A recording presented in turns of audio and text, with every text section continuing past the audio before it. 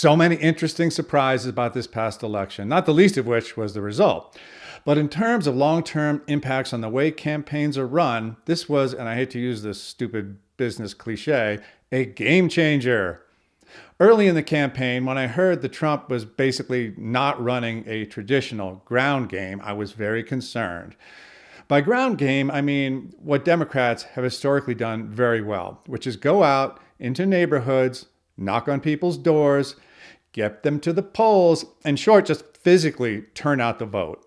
The Trump campaign didn't really do much of this. They could have, they had the resources, and going into this election, it was generally understood that this was the reason that Republicans have lost some elections in the past. But the Trump campaign decided that this did not matter as much as it used to. Turns out they were right. Instead, they put their energy into what was essentially a social media campaign that focused on catchphrases and memes to get people's interest and turn out the vote.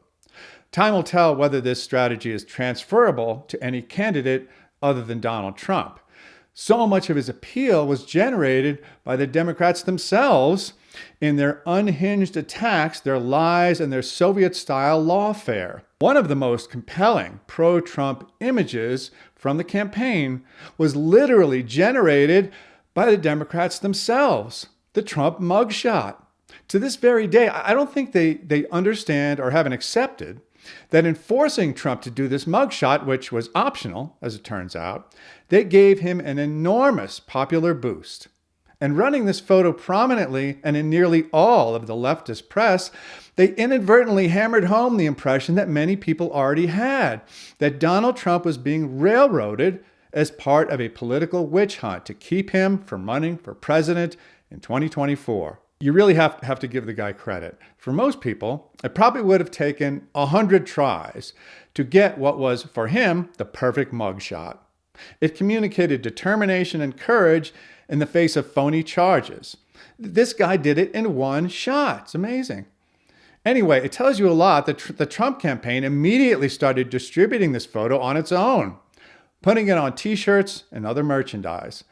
The inadvertent pro-Trump nature of this publicity stunt by the Fulton County, Georgia prosecutor was sealed when the prosecutor herself was accused of corruption later in the year. The Trump mugshot was one of the first of a series of iconic images generated during the course of this campaign. The most iconic, of course, and probably the most impactful photograph in the history of American politics was the defiant and bleeding Trump raising his fist into the air after the assassination attempt in Pennsylvania. But there were many, many others. The cats and dogs and ducks memes were absolutely priceless. They started appearing without explanation prior to the presidential debate. Now, a lot of people who were not plugged into the details of the campaigns had no idea why all these images of Trump protecting ducks and other animals started popping up everywhere. But they generated a lot of attention. After the debate, it became apparent, and the messaging around this issue just exploded. Once again, leftists jumped gleefully onto Trump's statement that illegal immigrant aliens were eating dogs and cats. They even developed a song about it. You almost have to feel sorry for these people, almost. Once again, they played right into Trump's hands. People didn't care whether his statement was technically accurate.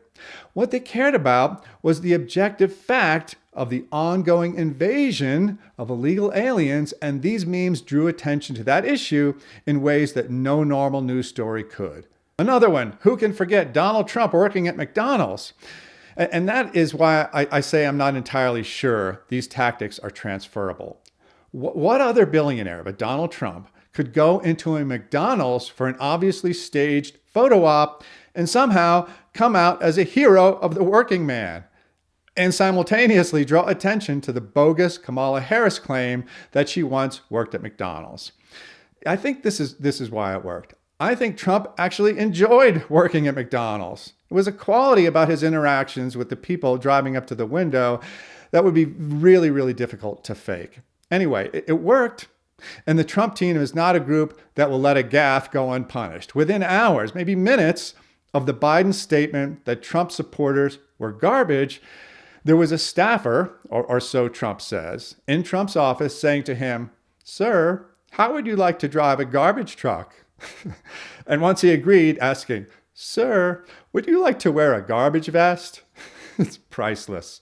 Peanut the squirrel, put to death by an overreaching government who quickly became a star in Trump campaign ads. Now, to be clear, I'm not entirely sure that it's good to pick our politicians through memes, but I sure am glad we picked this one.